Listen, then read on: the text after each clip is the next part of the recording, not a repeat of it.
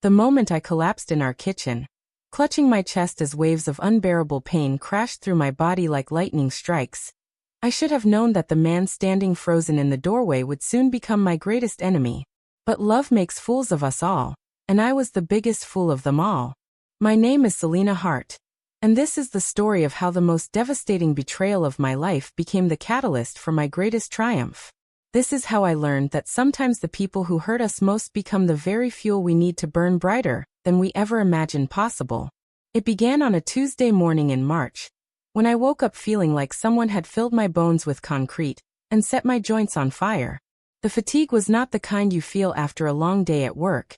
It was the kind that made lifting my head from the pillow feel like climbing Mount Everest. My hands were swollen beyond recognition, my face puffy and unrecognizable in the mirror that had reflected my smile just days before. For months, I had been dismissing the symptoms. The unexplained rashes that appeared and disappeared like cruel magic tricks. The joint pain that made me feel like I was aging decades overnight. The overwhelming exhaustion that no amount of sleep could cure. The dizziness that made me grip walls and furniture like lifelines. I told myself it was stress from wedding planning, from my demanding job at the marketing firm, from the endless responsibilities that seemed to multiply like rabbits. But that Tuesday morning, when I could not even stand up without Connor having to help me to the bathroom, we both knew something was terribly, devastatingly wrong. "Maybe you should see a doctor," Connor said, but his voice carried an edge of annoyance that made my stomach twist with more than just nausea. "You have been complaining about feeling sick for weeks." Complaining? As if I was choosing to feel like death warmed over. As if I was deliberately ruining our perfectly planned life together. The first doctor dismissed me with a wave of his hand and a prescription for anxiety medication. "Young women your age often experience stress-related symptoms," he said, barely looking up from his clipboard. "Try to relax more. Maybe take up yoga." The second doctor suggested I was simply working too hard. "Career women push themselves too much," she said with a patronizing smile. "Your body is telling you to slow down." The third doctor, thank God, was different. Dr. Martinez looked at me, really looked at me, and saw something that the others had missed. She ordered blood tests, x-rays, more tests than I had ever imagined existed. She listened when I described the butterfly rash across my cheeks, the way my fingers turned white and numb in cold weather, the debilitating fatigue that made me feel like I was drowning in my own body. "Selena," she said gently, her hand warm on my shoulder as Connor sat rigid in the chair beside me. "You have systemic lupus erythematosus. It is an autoimmune disease where your body's immune system attacks your own tissues and organs." The words hit me like a physical blow. Lupus. I had heard the word before, but I had never imagined it would become the defining factor of my existence. Dr. Martinez explained that there was no cure, only management. That I would need medication, lifestyle changes, regular monitoring. That some days would be better than others, but that this disease would be my companion for life. I looked at Connor, desperate to see understanding in his eyes. Some sign that we would face this together like he had promised when he proposed to me on the beach in Santa Monica 2 years earlier. "Through sickness and health," he had whispered as he slipped the ring onto my finger. "I will love you through anything." But the man sitting beside me in that sterile doctor's office was not the same man who had made those promises. His jaw was clenched, his hands fisted in his lap, his eyes focused on everything except me. The drive home was silent except for the sound of my quiet crying and the aggressive way Connor shifted gears, as if the car had personally offended him. When we pulled into our driveway, he sat there for a long moment, staring straight ahead. "This changes everything," he said finally. "What do you mean?" I whispered, though part of me already knew. "I mean, this is not what I signed up for, Selena.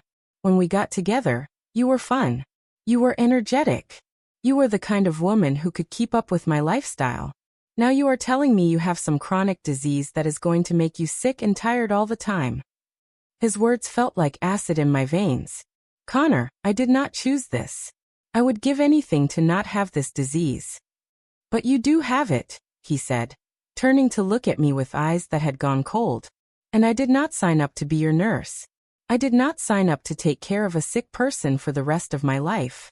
That night, I lay in bed alone while Connor slept in the guest room, claiming he needed space to think. I stared at the ceiling and wondered how the man who had once traced my face with his fingers and called me his forever could suddenly see me as nothing more than a burden. The next few weeks were a nightmare that seemed to have no end. The medication made me nauseous and dizzy. Some days I could barely get out of bed, let alone go to work. Connor became increasingly distant, spending longer hours at his job, coming home later and later, speaking to me in clipped, irritated tones when he spoke to me at all. I tried to maintain some normalcy, to prove to him that I was still the same woman he had fallen in love with. But lupus does not care about your plans or your desperate attempts to appear normal.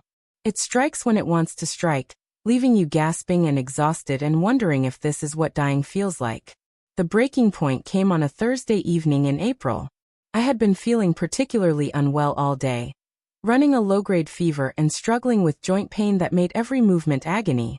When Connor came home from work, I was lying on the couch, too exhausted to even think about cooking dinner. "Seriously, Selena?" he said, dropping his briefcase with a loud thud. "You have been lying there all day?" "I am having a flare-up," I explained weakly. "Dr. Martinez said this would happen sometimes." "This is ridiculous," he snapped. "I cannot come home to this every day. I work hard, and I deserve to come home to a partner who can actually function like an adult." "I am trying my best," I whispered, tears starting to fall. "Your best is not good enough anymore," he said, and those words carved themselves into my heart like a knife. "You used to be vibrant, Selena. You used to be fun and spontaneous and exciting. Now you are just heavy. You are just this sick, depressing person who drains all the energy out of every room you enter." I could not speak. I could not breathe. The man I loved, the man I had planned to marry in 6 months, had just told me that my illness made me unlovable. But Connor was not finished destroying me yet. "I think we need to take a break," he said, not even looking at me as he spoke. "I need to figure out if this is really what I want for my life." "A break?" I managed to choke out. "Connor, I am sick. I need you now more than ever." "And that is exactly the problem," he said. "I should not have to sacrifice my happiness for your health problems." He left that night, going to stay with his brother, he said. Just temporarily, while he figured things out. But I knew in my heart that temporary was going to become permanent. I knew that the man who had promised to love me through anything had just shown me exactly how much his promises were worth. What I did not know was that his betrayal was only beginning. 3 days later, I went to the ATM to withdraw money for groceries and medication. The machine told me I had insufficient funds. Confused, I called the bank, certain there had been some mistake. We had over $8,000 in our joint savings account, money we had been saving for our wedding and our future together. "I am sorry, Miss Hart," the bank representative said, her voice professionally sympathetic, "but the account was closed yesterday. All funds were withdrawn by the other account holder." The world tilted on its axis. Connor had not just abandoned me emotionally. He had stolen our entire savings, money that included my inheritance from my grandmother, money I desperately needed for medical expenses and rent. I called him immediately, my hands shaking as I dialed his number. "You took all our money?" I said when he answered, not even bothering with pleasantries. "It was my money too," he said defensively. "I contributed to that account." "Connor, that money was for our wedding, for our future. And half of it was mine, money from my grandmother's estate." "Well, there is not going to be a wedding," he said coldly. "I am done, Selena. I cannot do this anymore. I cannot be with someone who is going to be sick all the time. I need someone who can be a real partner, not a patient." "So you are just going to leave me with nothing?" "I have medical bills, Connor. I have rent. I might not be able to work full-time anymore." "That is not my problem," he said, and I could hear the finality in his voice. "You need to figure out how to take care of yourself. I am not responsible for your medical condition." He hung up on me. The man who had once told me I was his soulmate hung up on me while I was begging him not to leave me destitute and alone. I sat in our empty apartment, my empty apartment now, surrounded by wedding magazines and engagement photos, holding a phone that had gone silent, and I made a decision that would change everything. I was not going to let this destroy me. I was not going to let Connor's betrayal and my illness define the rest of my life. But first, I had to survive. The next few months were the hardest of my life. Without Connor's income and with my savings stolen, I could barely afford rent, let alone the expensive medications I needed to manage my lupus. I had to move to a tiny studio apartment in a not-so-great neighborhood, selling most of my furniture and belongings just to make ends meet. Some days, the lupus flares were so severe that I could not get out of bed. I would lie there, staring at the water stain on my ceiling, wondering if this was how my story was going to end. Alone, sick, and forgotten by the man who had promised to love me forever. But on my better days, when the medication was working and my energy levels were manageable, I started to plan. I had always been creative, always good with design and organization. Even as a child, I had loved making lists and charts and pretty planners to keep track of my goals and dreams. Now trapped in a body that felt like it was betraying me and a life that had been shattered by betrayal, I turned back to that childhood love.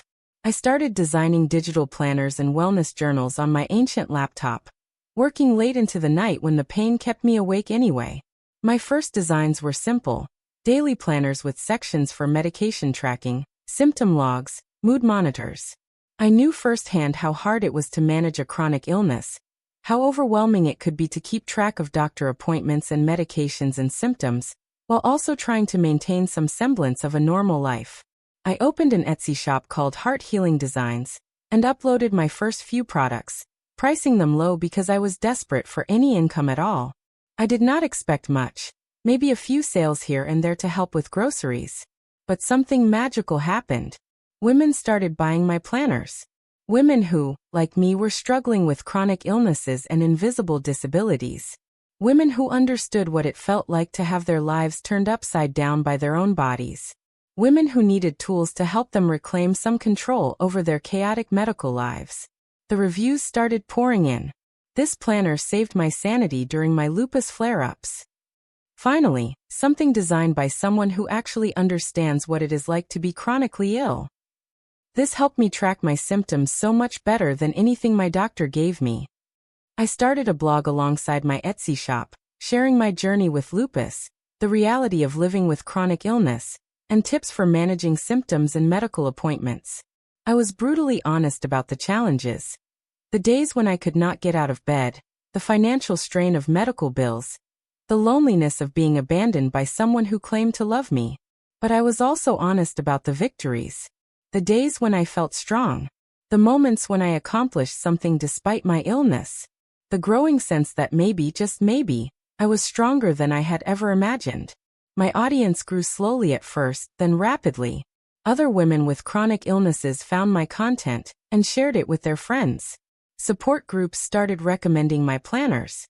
Healthcare providers began sharing my blog posts with their patients. Within 6 months, I was making enough money from my digital products to pay my rent and medical bills.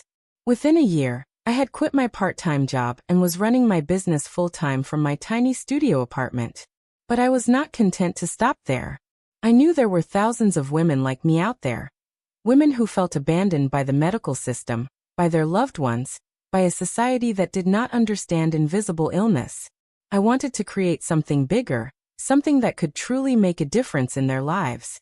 I expanded my product line to include guided journals for medical advocacy, planners for caregivers, resources for newly diagnosed patients.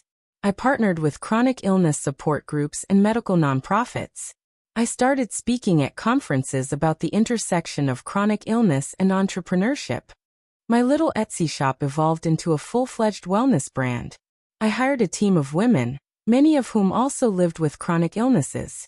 We understood our customers because we were our customers. We knew what it felt like to be dismissed by doctors, abandoned by partners, misunderstood by family and friends. 2 years after Connor had left me broken and alone, I was featured on the cover of Entrepreneur magazine as one of the top young female business owners in the wellness industry. My company, Heart Healing Designs, had grown into a multi-million-dollar business with customers all over the world. I had not just survived Connor's betrayal and my lupus diagnosis. I had thrived because of them.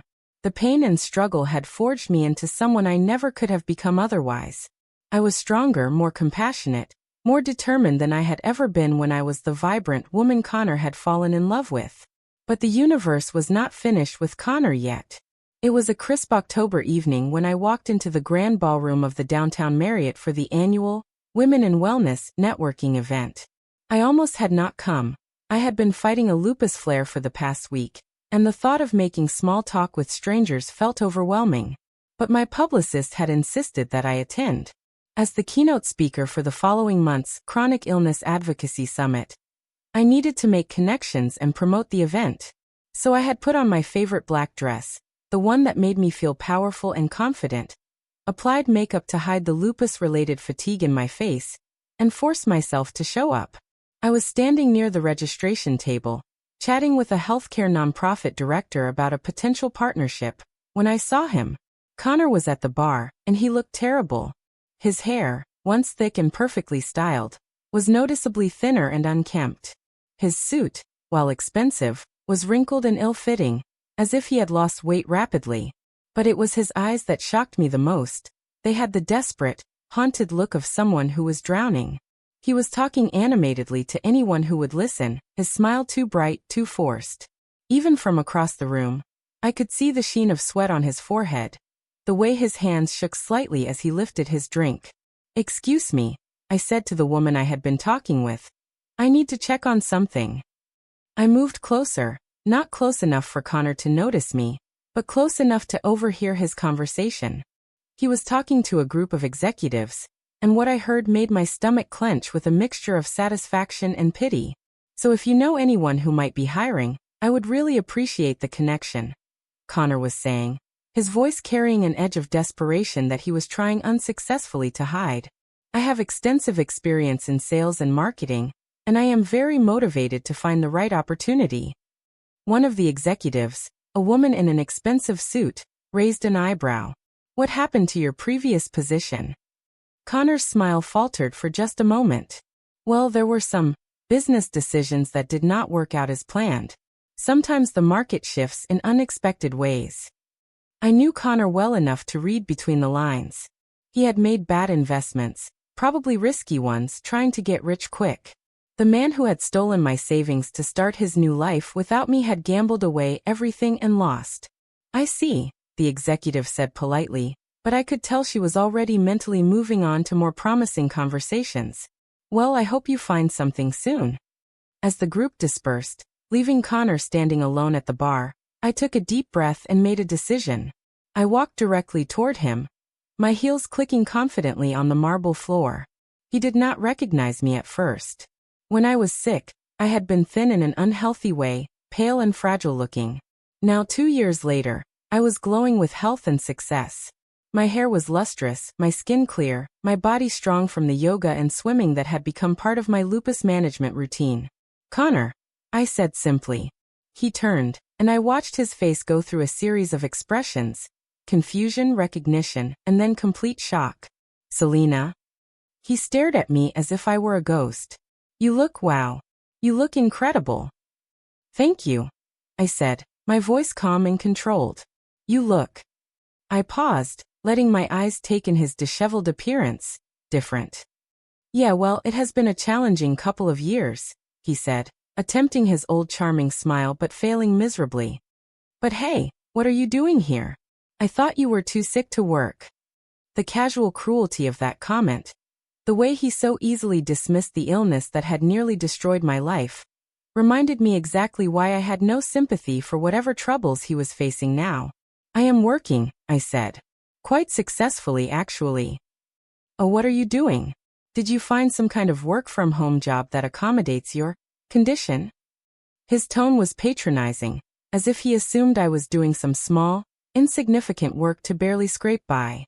The man who had abandoned me when I was most vulnerable could not imagine that I might have built something extraordinary from the ashes he had left behind. "You could say that," I said, pulling out my business card and handing it to him. "I run my own company." Connor looked down at the card, and I watched his face change as he read it. "Heart Healing Designs. CEO and founder, Selena Hart."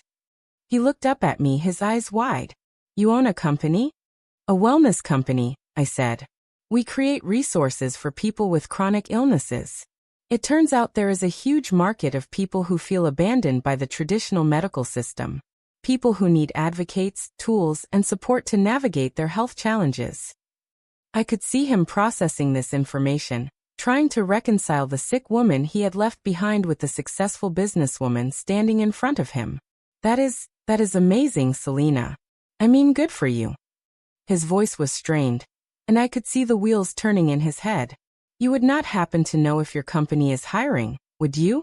I mean, I have a lot of sales experience, and I bet I could really help grow your business. The audacity of this man never ceased to amaze me. He had stolen my money, abandoned me during the worst period of my life, told me I was too heavy and depressing to love, and now he wanted me to give him a job. Actually, I said, savoring every word, we are hiring. We have several open positions for customer service representatives, social media assistants, and warehouse workers. The pay starts at $15 an hour, which I know is probably not what you are used to, but we do offer health insurance after 90 days. I watched his face fall as he realized I was offering him entry-level positions, jobs that would pay him a fraction of what he had been making before his life fell apart. I was thinking more along the lines of a management position, he said desperately. Someone with my experience could really help streamline your operations, maybe expand your market reach. Oh, Connor, I said, my voice dripping with false sympathy. I could not possibly hire you for a management position. You see, we have very strict policies about hiring people who have demonstrated a pattern of abandoning responsibilities when things get difficult. We need employees who are committed to showing up, especially when the going gets tough. His face flushed red. That is not fair, Selena. What happened between us was personal. It has nothing to do with my professional qualifications. Does it not? I asked, tilting my head. Because from where I stand, a man who would steal money from his sick fiancée and abandon her during a medical crisis does not seem like someone I would trust with my business or my employees. I did not steal anything, he said, his voice rising slightly. That money was in a joint account. I had every right to it. You had every right to your half, I said calmly. But you took my grandmother's inheritance too. Money that was specifically left to me. That sounds like theft to me. Connor looked around nervously, realizing that our conversation was starting to attract attention from other networking event attendees. Look, Selena, I know I made some mistakes back then. I was young and scared and I did not handle your diagnosis well. But I am in a really tough spot right now, and I could really use some help. You made mistakes? I repeated, my voice getting dangerously quiet. Connor, you told me that my chronic illness made me unlovable. You said I was too heavy and depressing to be around. You stole my money and left me unable to afford my medication or rent. You abandoned me when I was at my most vulnerable and needed you most. I was overwhelmed, he said weakly. I did not know how to handle it. You were supposed to love me, I said. You were supposed to stand by me. Instead, you showed me exactly who you really were when the chips were down. I could see tears forming in his eyes, and for a moment, I almost felt sorry for him. Almost. I know I hurt you, he said. But I am really struggling right now, Selena. My investments fell through, my credit is destroyed, and I cannot find work anywhere. My girlfriend left me last month, and I am about to lose my apartment. I do not have anywhere else to turn. Your girlfriend left you? I asked, raising an eyebrow. The woman you left me for? I did not leave you for her, he protested. We did not start dating until months after you and I broke up. Oh, so you just happened to move on very quickly with someone else while I was struggling to afford my medication and keep a roof over my head? Connor opened his mouth to respond, then closed it again, realizing there was no way to make his actions sound anything other than heartless. What happened to her? I continued. Did she get tired of supporting you when your investments failed? Did she decide you were too heavy of a burden to carry? The parallel was not lost on him. His face crumpled as he realized that the woman he had left me for had now done the same thing to him. Abandoned him the moment he became inconvenient. Please, Selena, he said, his voice breaking. I know I do not deserve your help, but I am desperate.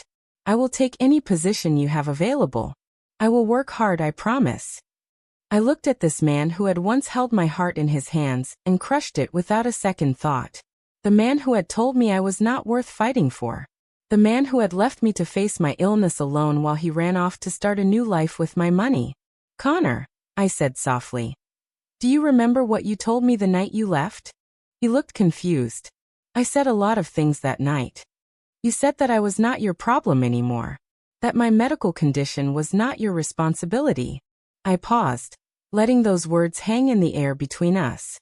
"Well, guess what? Your financial problems are not my responsibility either."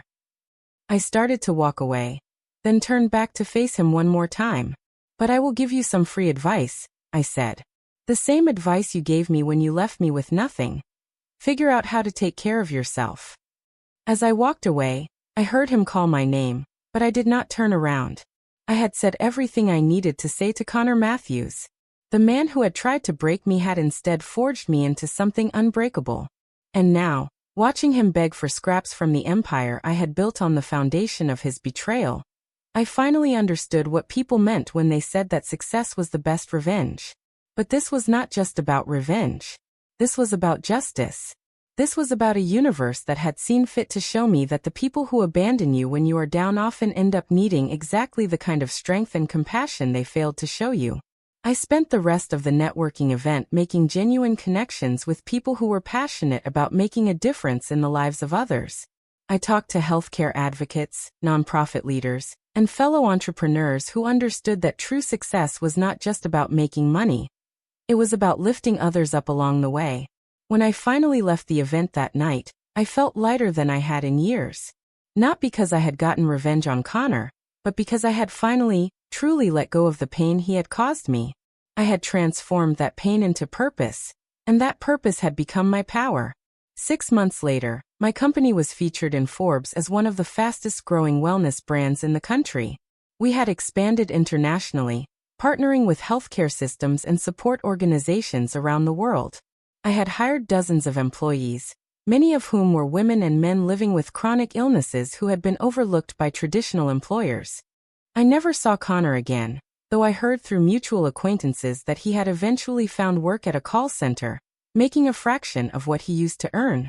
His apartment had been foreclosed on, and he was living with his parents, trying to rebuild his credit and his life from scratch. I felt neither satisfaction nor pity when I heard this news. I felt nothing at all, which was perhaps the greatest victory of all. The man who had once had the power to destroy me with his words and actions had become irrelevant to my story. My lupus was still part of my life, but it no longer defined me. I had learned to manage my symptoms, to listen to my body, to take care of myself in ways that no one had ever taught me before.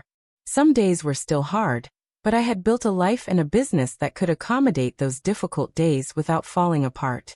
More importantly, I had built a community of people who understood that strength was not about never falling down. It was about getting back up every single time and helping others do the same. I had learned that love was not about finding someone who would stay with you when times were easy. Love was about finding people who would fight alongside you when everything felt impossible. And I had found that love, not in a romantic partner, but in the thousands of women and men who had supported my business, shared their stories with me, and shown me that we are all stronger together than we ever could be alone. The woman who had once been told she was too heavy to love had learned to carry her own weight, and the weight of others too. The woman who had been abandoned for being sick had built an empire dedicated to healing and hope. And the man who had tried to break me? He had broken himself instead, while I rose from the ashes of his betrayal stronger, more successful, and infinitely more compassionate than I had ever been before. That is the thing about karma.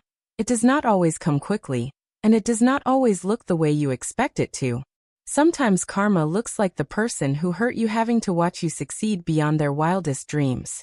Sometimes karma looks like becoming so powerful and fulfilled that their opinion of you becomes completely irrelevant.